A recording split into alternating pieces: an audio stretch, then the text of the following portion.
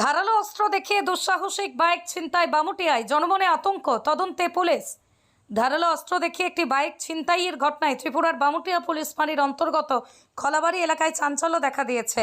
বুধবার রাতের আঁধারেই ধারালো দাঁ দিয়ে উত্তম দত্তের TR01AB7988 নম্বর বাইকটি হাতিয়ে নেয় একটি ছিনতাইবাজ চক্র। পরে বিষয়টি সেখানকার পুলিশের নজরে আনা হয়েছে।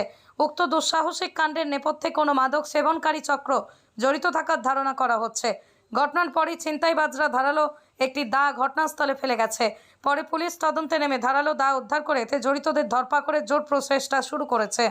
ঘটনাটা হয়েছে সকালে আমার হাজবেন্ড যখন উঠছিল ঘুম থেকে সেটা তখন আমারে ডাক দিয়েছে প্রথমে যে বাইকটা পাওয়া যেতেছে না।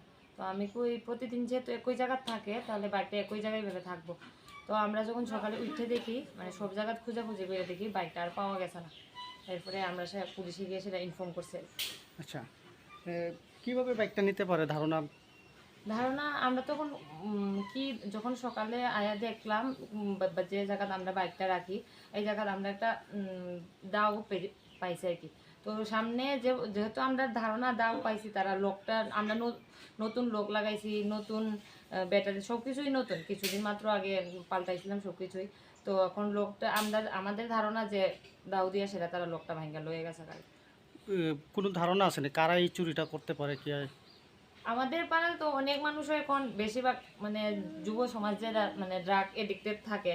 তো আমরা এখন কারেক্টলি তো কারোরে মানে ধারণা করতে পারি না যে হইতে পারে, কিন্তু আমাদের ধারণা যারা এদিকে ড্রাগ এডিক্টেড মানে ছেলেরা থাকে তার মধ্যেই হতে পারে।